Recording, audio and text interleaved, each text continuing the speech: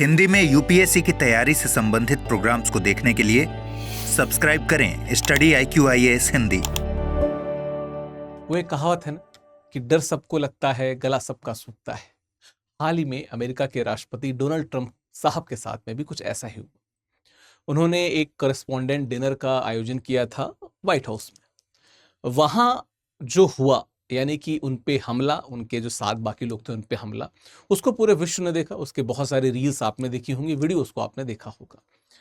लेकिन क्या हम ये कह सकते हैं कि पिछले कुछ वर्षों में जो अमेरिका की जो सीक्रेट एजेंसी है उसका सबसे बड़ा फेलियर ये है कि ऑलमोस्ट राष्ट्रपति किसी के निशाने पे थे। आपको पता होना चाहिए कि अमेरिका में जो सीक्रेट एजेंसीज की हम भी बात करेंगे, उनका होल एंड सोल पर्पस क्या है? अमेरिका के राष्ट्रपति और जो राष्ट्रपति पद के उम्मीदवार हैं उनकी रक्षा करना। बेसिकली अमेरिका के राष्ट्रपति की तो रक्षा करना है ही। उस काम में अगर वो इस प्रकार से विफल हो गए, यद्यपि अंततः कुछ ऐसा हुआ नहीं, वो हमलावर भी पकड़ा गया, लेकिन ये एक बड़ी चिंता को उजागर करता है। और कहीं ना कहीं अमेरिका की सीक्रेट एजेंसीज इस दिशा में सोच रही होंगी कि कैसे दोबारा ये गलती ना हो, क्योंकि आज तो ट्रंप साहब बच गए, कल कोई जरूरी नहीं कि कोई हमला हो और वो बचे उस पर। खैर, भारत में इसी प्रकार से एसपीजी है, हम एसपीजी के बारे में भी थोड़ी सी बात करेंगे और एक कंपैरिजन देखेंगे कि कहां पे हमें और थोड़े पुश की जरूरत है और कहां पे हम थोड़े से कमजोर हैं। विस्तार से बात करेंगे इस वीडियो पे, है ना। तो जो व्हाइट हाउस में जो वहां पे सुरक्षा में सेंध लगी, बेसिकली हम उसके बारे में ही आज बात करने वाले हैं। ये पीडीएफ कहां मिलेगा? ये पीडीएफ मिलेगा आपको मेरे टेलीग्राम पे, यानी कि टारगेट यूपीएससी बाय विकास सिंह पे। ये पीडीएफ मैं डेली वीडियो के बाद इसको अपलोड कर देता हूं। मैं रेगुलर बेसिस पे वहां पे अपलोड कर रहा हूं, तो आप वहां पे पीडीएफ प्राप्त कर सकते हैं। रात 9 बजे मेरी पॉलिटी की सीरीज लाइव आती है, उस सीरीज को जरूर देखें, अपने दोस्तों को बताएं, टेलीग्राम पे शेयर करें। इंस्टाग्राम है @विकास लाइव, यहाँ पे भी स्कैन करके जुड़ सकते हैं। यहाँ पे भी बातें मुलाकातें आपसे होती रहेंगी। ठीक है, चलिए आगे बढ़ते हैं। हुआ क्या था? 25 अप्रैल 2026 को अमेरिका के व्हाइट हाउस में करस्पॉन्डेंट डिनर जो है उन्होंने, अमेरिकी जो गवर्नमेंट है उसने आयोजन किया था। पत्रकार वगैरह बहुत सारे आ रखे थे। उसी में क्या हुआ कि एक हमलावर है जिसका नाम था कोल एलन, उसने भारी हथियारों और शॉटगन से लैस था, उसने कुछ वहां पे हमले किए जो कि शायद किसी पे लैंड नहीं हुए, लगे नहीं। निशाना निश्चित तौर पर राष्ट्रपति डोनाल्ड ट्रंप साहब थे और जो उनकी वाइफ यानी कि जो फर्स्ट लेडी जिन्हें कहा जाता है वो, और अन्य कुछ अधिकारी थे जैसे जो जेडी वांस वगैरह हैं, वो सभी निशाने पे थे। परिणाम क्या हुआ कि एक सीक्रेट सर्विस एजेंट जो था वो घायल हो गया, हमलावर जो था गिरफ्तार हो गया, राष्ट्रपति को सुरक्षित निकाला गया और जो जेडी वांस थे उनको भी सुरक्षित निकाला गया। ऑफ कोर्स राष्ट्रपति की वाइफ जो थी वो भी सुरक्षित निकाली गई। लेकिन अमेरिका जो विश्व का सबसे ताकतवर मजबूत देश माना जाता है, उस देश में इस प्रकार की सिक्योरिटी लैब्स का होना यह बताता है कि अगर वहां पे हो सकता है तो कहीं भी हो सकता है। विश्व के अन्य देशों को भी क्या हो जाना चाहिए? सचेत हो जाना चाहिए। चलिए अगर इसके विकास को देखें कि जब हम सीक्रेट एजेंसीज की बात करते हैं, उनका जो सुरक्षा कवच है वो कैसे काम करना शुरू हुआ, तो आपको पता होगा कि जो अमेरिका के बड़े फेमस राष्ट्रपति थे अब्राहम लिंकन साहब, उनकी हत्या कर दी गई थी, है ना। उनकी हत्या के वर्ष ही सीक्रेट सर्विसेज की स्थापना हुई। कि सीक्रेट सर्विसेज क्या है कि मुद्रा जालसाजी, इस प्रकार की चीजों को देखेंगे। बेसिकली शुरुआत में उनका स्कोप बहुत नैरो था, सिर्फ मुद्रा जालसाजी वगैरह का वो काम देखते थे। फिर होता क्या है, जेम्स गारफील्ड की हत्या होती है, उससे एक बात शुरू हुई कि राष्ट्रपति की सुरक्षा में कहां पे सेंध रख रही है और कहां पे हम उसे मजबूत कर सकते हैं। फिर आते हैं विलियम मैकिनले। 1901 में जब इनकी हत्या होती है तो ऑफिशियली ये जो सीक्रेट एजेंसीज थी इनको राष्ट्रपति की सुरक्षा का दायित्व दे दिया जाता है ना। इनकी बफेलो में जब हत्या होती है तो 1902 से सीक्रेट सर्विसेज को राष्ट्रपति सुरक्षा का पूर्णकालिक उत्तरदायित्व मिल जाता है कि अब आप ही क्या करेंगे, इसकी सुरक्षा करेंगे। ठीक है। 1963 में जॉन एफ कैनेडी, हम सबको पता है कि अमेरिका के कुछ प्रसिद्ध राष्ट्रपतियों में से एक हैं, उनको भी डलास में उनकी हत्या हो जाती है। और फिर प्रोटोकॉल में यानी कि जो वहां की जो सीक्रेट एजेंसीज का राष्ट्रपति के प्रति प्रोटोकॉल है उसमें बड़े स्तर पे बदलाव होता है। फिर राष्ट्रपति पद के एक उम्मीदवार 1968 में रॉबर्ट कैनेडी, इनकी भी हत्या हो जाती है। तो उसके बाद से जो राष्ट्रपति पद के उम्मीदवार थे उनको भी इसी जो सीक्रेट सर्विसेज हैं इनके तहत शामिल किया गया, यानी कि एक प्रॉपर प्रोटोकॉल तैयार किया गया। उस प्रोटोकॉल के बारे में हम लोग बात करेंगे। ठीक है। अगर देखा जाए तो सीक्रेट सर्विस का ढांचा देखा जाए तो इसमें लगभग 6500 के आसपास कर्मचारी हैं जो काम करते हैं ना। Department of homeland homeland security यानी कि जो DHS है वो 2003 से इस पर नियंत्रण रखा है। जैसे भारत में SPG का नियंत्रण गृह मंत्रालय के पास में, वैसे ही वहां पे डिपार्टमेंट ऑफ होमलैंड सिक्योरिटी का नियंत्रण इसके ऊपर है। ठीक है, 3200 के आसपास विशेष एजेंट हैं, स्पेशल एजेंट्स हैं यहाँ पे, 1300 के आसपास यहाँ पे वर्दीधारी अधिकारी इसमें हैं, और 2000 के आसपास तकनीकी पेशेवर प्रशासनिक कर्मी हैं जो इस सीक्रेट सर्विसेज को एक संगठन के रूप में निर्माण करते हैं, निर्मित करते हैं। तो ये है तो नंबर्स के असेसमेंट है ना कि क्या क्या नंबर्स हैं। लेकिन अगर देखा जाए कि सुरक्षा कवच किसको किसको मिला हुआ है, तो आप देखिए जो वर्तमान में राष्ट्रपति, उपराष्ट्रपति और उनके जो परिवार हैं उनको ये सीक्रेट सर्विसेज सपोर्ट करते हैं, है ना। सीक्रेट सर्विसेज क्या है, उनको यूनाइटेड स्टेट की जो है उनको सपोर्ट करते हैं। उसके अलावा पूर्व राष्ट्रपति और उनके जो जीवन साथी हैं, जैसे जो बराक ओबामा की बात करें, है ना, या मिशेल ओबामा की बात करें, उनको भी सपोर्ट करता होगा या उनको भी सुरक्षा देता होगा। अमेरिका के जो आने वाले जो विदेशी राष्ट्राध्यक्ष, जैसे अगर मोदी जी वहां पे जाएंगे तो उनको भी सीक्रेट सर्विसेज ही क्या करेंगे, प्रोटेक्ट करेंगे, है ना। राष्ट्रपति निर्वाचित जो इलेक्टेड प्रेसिडेंट है उनको भी सपोर्ट करेंगे। पूर्व राष्ट्रपतियों के जो बच्चे हैं 16 वर्ष की आयु तक, सीक्रेट सर्विसेज उनको भी प्रोटेक्ट करेंगी। और साथ में जो राष्ट्रपति पद के उम्मीदवार हैं, जब तक चुनावी अभियान चलता रहेगा, सिर्फ चुनावी अभियान तक, ऐसा नहीं कि चुनावी अभियान के बाद भी, सिर्फ चुनावी अभियान तक राष्ट्रपति पद के जो उम्मीदवार हैं उनको भी सीक्रेट सर्विसेज प्रोटेक्ट करेंगे। तो ये क्या तरीका है कि क्या क्या वर्जन को, किन किन लोगों को वो प्रोटेक्ट करते हैं, ये मैंने यहाँ पे बताया है ना। चलिए अब इसकी अगर देखें, घेराबंदी को देखें तो क्या है, आउटर रिंग क्या है, इसकी जो सबसे ऊपर जो आउटर रिंग है वो क्या है, उसमें स्थानीय पुलिस होती है, FBI होती है, और अमेरिकी सेनाएं के जो जवान होते हैं वो बाहरी स्तर पे घेरा बनाते हैं, नियंत्रण करते हैं। ठीक है, जो दूसरी रिंग है, जो सेकंड लेवल पे रिंग है, वो क्या करती है, जिसको हम काउंटर स्नाइपर टीम कहते हैं। दूरबीन और स्नाइपर राइफलों से लैस होते हैं ये लोग, जो वहाँ पे निगाहें बनाए रखते हैं कि कुछ अफरा तफरी तो नहीं हो रही, कुछ गलत चीज़ तो नहीं हो रही है ना। दूरस्थ जगहों से ये हमलों को बेअसर करते हैं। तीसरे नंबर पर देखा जाए तो आयोजन से पहले, इस प्रकार के जब आयोजन होते हैं तो घटनास्थल पे जो चेकिंग वगैरह होती है, वो चेकिंग वगैरह का स्कैन, मेटल डिटेक्शन वगैरह और खुफिया एजेंसियों के द्वारा इसको चेक किया जाता है। जो चौथी लेयर है, जिसको इनर कोर कहते हैं, सबसे अंदर वाली जो कोर है, जो ये वाली कोर है, वहां पे भारी हथियारों से लैस टीम होती है और हमले की स्थिति में तुरंत जवाबी कार्रवाई करती है, ताकि जो VIP है, यानी कि वेरी इंपॉर्टेंट पर्सन है, उनको सुरक्षा दी जा सके, उनको सुरक्षित निकाला जा सके। तो ये 4 अलग अलग, जैसे कहते हैं कि रिंग के रूप में काम करते हैं। आउटर से मतलब आउटर से जो इंटरनल है, उन सब के बारे में मैंने आपको बताया है ना। चलिए अब बात करें तो अमेरिका के जो राष्ट्रपति हैं, उनको आपको पता है कि उनकी जो कार है, जिसको बीस्ट कहा जाता है, द बीस्ट कहा जाता है, उनको सपोर्ट करती है। और वो जहां पे भी जाते हैं, ठीक है, जो C-17 ग्लोब मास्टर जो वायुयान है, उसके द्वारा ये कार हर बार जाती है। तो अगर ट्रंप कहीं पे भी जाएंगे, ये C-17 ग्लोब मास्टर जाता है और उसमें ये कार रख के जाती है। मतलब उनका जो वायुयान है, उसमें ये कार द बीस्ट उनके साथ हमेशा जाएगी, जिसको स्पेशली उनके लिए बनाया गया है। इसके बारे में जान लेते हैं क्या है। बुलेट प्रूफ है, बम रोधी है ना। कांच की ऐसी परतें बनाई गई हैं जो बुलेट और बम को बहुत आसानी से सह सकती हैं। रासायनिक और जैविक हमले यानी कि केमिकल अटैक से भी ये 100% प्रूफ है। मतलब आप किसी प्रकार के केमिकल और जैविक हमले नहीं कर सकते, मतलब फुल प्रूफ कारें हैं इस पे, है ना। ठीक है, IED विस्फोटों को झेलने में भी सक्षम है। बख्तरबंद जो चेसिस और रन जो पैलेट टायर होते हैं, उसके द्वारा इनको बनाया गया है ना।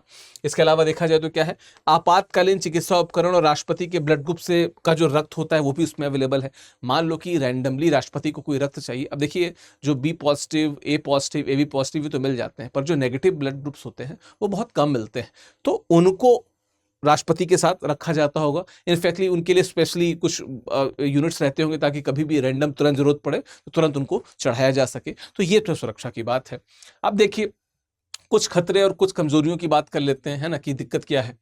तो क्या है कि जो दूसरा जो अमेंडमेंट था, है ना, अमेरिकी संविधान में जो दूसरा संशोधन था, वहां पे हथियार रखने का अधिकार देता है। अब ये एक ऐसा विषय है जिस पे मैं ऑलरेडी वीडियो बना चुका हूं कि क्यों हथियारों के प्रति अमेरिकी का इतना प्रेम है ना। बंदूक नियंत्रण जो है वो सबसे बड़ी बाधा है इस प्रकार की किसी भी सुरक्षा कार्यक्रम में।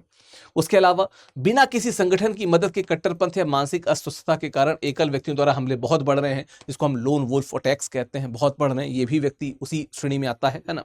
और कहीं ना कहीं इस समय अमेरिका में भी जो हमको ध्रुवीकरण देखने को मिल रहा है, ये ध्रुवीकरण एक अलग डायरेक्शन में जा रहा है, जहां पे अब इस व्यक्ति ने जो बात बोली बेसिकली कि मैं किसी ऐसे व्यक्ति के जान को अपने हाथ पे नहीं लिखवाऊंगा, या किसी ऐसे व्यक्ति की जान नहीं लूंगा जिसकी मृत्यु का जो पूरा आरोप है मुझ पे आए, जो इस मतलब कई सारे उन्होंने आरोपों की बात की, उसमें लिप्त हो। तो ये एक ध्रुवीकरण की तरफ भी दिखा रहा है। जो ट्रंप ने कहीं ना कहीं निर्माण किया है, वो ध्रुवीकृत समाज, वो कुछ उनके अगेंस्ट जा रहे हैं और लोन वुल्फ अटैक भी कर रहे हैं इन पे, है ना। चलिए, कमजोरियां क्या है? अब एफबी, सीआईए, डीएचएस के बीच सूचना समन्वय का अभाव है। इतनी सारी एजेंसीज हैं, तो हम कहते हैं कि मूढ़े मूढ़े मते भन्ना, ठीक है। तो बाटुल जोगी मठ के उजाड़, इस प्रकार के जो मुहावरे हैं वो गलत नहीं है। तीन तीन चार चार एजेंसियों के समन्वय में बड़ी दिक्कतें आती है, वो दिक्कत आ रही है, ठीक है। अब जैसे लिखा है कि 2024 का जो टास्क फोर्स था उसने इस बात को उजागर भी किया। ड्रोन और रिमोट नियंत्रित हथियारों की जो चुनौतियां हैं, कब कहां पे गिर पड़े, ट्रंप साहब बाहर निकल ले, ऊपर से आके गिरा दिया किसी ने, इसको कैसे बचाया जाएगा, इस पे ध्यान। और कहीं ना कहीं जो लगातार राजनीतिक आयोजन जहां पे मैन पावर को शो किया जा रहा है ट्रंप साहब के द्वारा, वो जो बढ़ रहा है ना, वो उनके लिए टेक्निकल प्रॉब्लम है। ये साहब तो कहीं भी निकल जाएंगे, उनको कैसे मैनेज करना है, वो कैसे फ्रिक्वेंटली मैनेज करेंगे, ये भी उनके लिए एक टास्क बनता जा रहा है। अगर हम यूएसए और इंडिया को कंपेयर करें तो 1865 में यूएस सीक्रेट जो सर्विस है उनकी शुरुआत होती है। 1902 से राष्ट्रपति की पूरी जिम्मेदारी, राष्ट्रपतियों की सुरक्षा की पूरी जिम्मेदारी इनको मिलती है। तो सुरक्षा कार्य 1902 से शुरू हुआ, लेकिन 1865 में स्थापना हुई। भारत में एसपीजी की 1985 में स्थापना हुई। 1984 में जब इंदिरा गांधी की मृत्यु हुई थी, उसके बाद इसको लाया गया। तो यहाँ पे शुरुआत में देखा जाए तो मुद्रा जालसाजी और राष्ट्रपति मैकिनले की जो हत्या थी वो कारण थी। यहाँ पे इंदिरा गांधी की जो हत्या 1984 में थी वो कारण थी। यहाँ पे जो department of homeland and security यानी कि डीएचएस जो है वो देख रेख करता है। यहाँ पे जो गृह मंत्रालय है वो प्रशासनिक नियंत्रण रखता है एसपीजी पे, है ना। तो इसका सुरक्षा का दायरा बहुत व्यापक है। राष्ट्रपति, पूर्व राष्ट्रपति का परिवार, उम्मीदवार, राष्ट्रपतियों के, पूर्व राष्ट्रपतियों के बच्चे, ये सभी चीज। एसपीजी सिर्फ वर्तमान प्रधानमंत्री और उनके साथ रहने वाले परिवार का देखभाल करता है ना। इसमें सहयोगी एजेंसियां कौन कौन सी? एफबीआई, सीआईए, अमेरिकी सेना। यहाँ पे कौन कौन सी? आईबी, रॉ, सीआरपीएफ, स्थानीय पुलिस, ये सभी क्या है, इसको सपोर्ट करती हैं, इसको करती हैं, ठीक है। भारतीय संदर्भ में अगर एसपीजी के रूप में देखा जाए तो 1885 में जो मूल रूप था, 1884 की त्रासदी, आपको पता है इंदिरा गांधी को जब उनके ही जो साथ उनके जो गनमैन चल रहे थे उन्होंने ही उनको शूट कर दिया था बहुत, और वो तुरंत ही मौके पे ही उनकी मृत्यु हो गई थी। उस पर बड़ी आपने कहानियां भी सुनी होंगी। तो उसके तहत इसकी स्थापना हुई थी। तो 1885 में स्थापना हुई। प्रधानमंत्री, पूर्व प्रधानमंत्री और उनके विस्तारित परिवार को दीर्घकालिक सुरक्षा देती है। 2019 में एसपीजी अमेंडमेंट एक्ट आया। संसाधन अनुकूलन और खतरे को सटीक आकलन पर जोर दिया गया ताकि भारत में जो डी फैक्टो हेड है यानी कि प्रधानमंत्री और उनके साथ का जो परिवार है, वो इस प्रकार की नए प्रकार से जो खतरे हैं उसमें ना वो उन पे कोई खतरा ना आ जाए, है ना। वर्तमान स्वरूप क्या है? एसपीजी सुरक्षा अब केवल वर्तमान प्रधानमंत्री और उनके साथ निवास करने वाले परिवार तक सीमित है। इसका मतलब पूर्व प्रधानमंत्री इससे बाहर हो गए हैं। पूर्व प्रधानमंत्रियों को सीआरपीएफ द्वारा जेड प्लस सुरक्षा दी गई। तो एसपीजी सिर्फ वर्तमान प्रधानमंत्री और उनके साथ के परिवार को सपोर्ट करती है। पूर्व प्रधानमंत्रियों की जो सुरक्षा है वो सीआरपीएफ, है ना, और जो जेड प्लस सुरक्षा है वहां तक महदूद रख दी गई है। वैसे पूर्व प्रधानमंत्री में ज्यादा लोग जीवित कोई नहीं जीवित है, शायद कोई नहीं। सिर्फ नरेंद्र मोदी जी हैं पूर्व प्रधानमंत्री में, मुझे नहीं लगता कोई जीवित होगा, ठीक है। हाँ, तो उनको जेड प्लस सुरक्षा प्रदान की गई है ना। अब देखा जाए प्रमुख सुरक्षा एजेंसियां कौन कौन सी हैं, तो अमेरिका में सीक्रेट सर्विस डीएचएस की हम बात ही कर लिए। यूके में आरएएसपी है जिसको metropolitan police royalty and specific protection कहा जाता है। फ्रांस में जीएसपीआर है, ग्रुप दे सिक्योरिटी ला प्रेसिडेंस है, ठीक है। इजराइल में शीनबेट है। इंडिया में एसपीजी है। चाइना में जोंगजाई बॉडीगार्ड ब्यूरो है। रशिया में एफएसओ है, फेडरल प्रोटेक्टिव सर्विस। तो इस प्रकार की चीज़ें हैं। अलग अलग देशों ने अलग अलग प्रकार की सुरक्षा एजेंसियों को रखा है जो वहाँ के राष्ट्रपति को, जो हेड ऑफ द नेशन होते हैं, उनको वो राष्ट्रपति या जो हेड ऑफ द नेशन जो डिफैक्टो हेड होता है उसको वो सपोर्ट करते हैं, ठीक है। भारत के लिए महत्वपूर्ण सीख क्या क्या है? हमें अभी एसपीजी की क्षमता का विस्तार करना होगा। अमेरिकी अन्य देशों से जो तकनीकी विवरण आ रहे हैं उसके आधार पर इवॉल्व करना होगा। मैन पावर को बढ़ाना होगा। संसाधनों का मूल्यांकन करना होगा। जन आयोजनों में खुली पहुंच, सुरक्षा जो लैब्स आते हैं तो उनको ध्यान रखना होगा। बीच बीच में जो एम्बुलेंस चली आती है इसका ध्यान रखना होगा कि कम से कम प्रधानमंत्री के जो चुनाव दौरे हैं उसमें एम्बुलेंस ना आए, कहीं साइड से निकल जाए, क्योंकि हर बार ही आ जा रही है ना, तो देखना होगा उसको थोड़ा सा, है ना। इंटेलिजेंस एजेंसियों यानी कि आईबी, रॉ, सीआरपीएफ के बीच में रियल टाइप जो सूचना साझाकरण होता है ताकि कोई सिक्योरिटी लैप्स ना हो, जो यूएसए में देखने को मिला उस प्रकार की चीजें ना हो। राजनीतिक हिंसा और कट्टरपंथ की रोकथाम के लिए भी जागरूकता की जाए ताकि कोई ध्रुवीकृत होके हमला न करने आ जाए, जैसे यूएसए में देखने को मिला। ड्रोन रोधी प्रणाली पे काम किया जाए और इसके आधारित जो निगरानी है उस पर भी काम किया जाए। इसके अलावा सुरक्षा एजेंसियों की जवाबदेही सुनिश्चित करने के लिए एक मजबूत, है ना, मजबूत संसदीय निगरानी को भी तय किया जाए ताकि एटलीस्ट जो टॉप लीडरशिप है उनकी सिक्योरिटी की भारत को बहुत जरूरत होती है, उसको अद्यतन किया जा सके, करंट स्तर का बनाया जा सके, ताकि वैश्विक स्तर पे जो चीजें फॉलो की जा सकती है हम वहां तक पहुंच सके। ठीक है, कुछ शब्दावलियां हैं। लोन वुल्फ अटैक क्या होता है, एडवांस फर्क क्या है, सबको मैंने समझा दिया है। अब जैसे लोन वुल्फ अटैक क्या है कि किसी आतंकी संगठन के प्रत्यक्ष सहायता के बिना कट्टरपन से प्रेरित एकल व्यक्ति द्वारा किया गया जो हमला है वो लोन वुल्फ अटैक होता है। इसको मैं ऑलरेडी समझा चुका हूं। तो सारी शब्दावलियों को मैं हर अपने वीडियो में, हर पीडीएफ में ऐड कर देता हूं, ताकि जो स्टूडेंट हैं उनके लिए जो टफ शब्दावलियां हैं उसको निकालना क्या हो जाए, आसान हो जाए। ठीक है, बाकी कुछ प्रश्न हैं प्रीलिम्स के लिए, मेंस के लिए, प्लीज उनको आप देखिएगा। इनके उत्तरों को मैंने दे दिया है।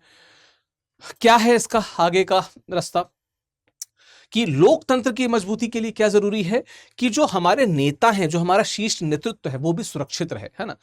और शीर्ष नेतृत्व की सुरक्षा से कोई कॉम्प्रोमाइज नहीं होना चाहिए। और हाँ, उसके बाद जो भारत की जनता है, भारत की जनता की भी सुरक्षा की जिम्मेदारी उसी शीर्ष नेतृत्व को करनी चाहिए, क्योंकि इन्हीं दोनों से मिलकर सरकार चलती है। वैसे जनता में ही सारी शक्ति नहीं थे, तो जनता के पास भी शक्ति और सुरक्षा होनी चाहिए। इस विषय पर आपकी राय क्या है मुझे बताते चलिएगा।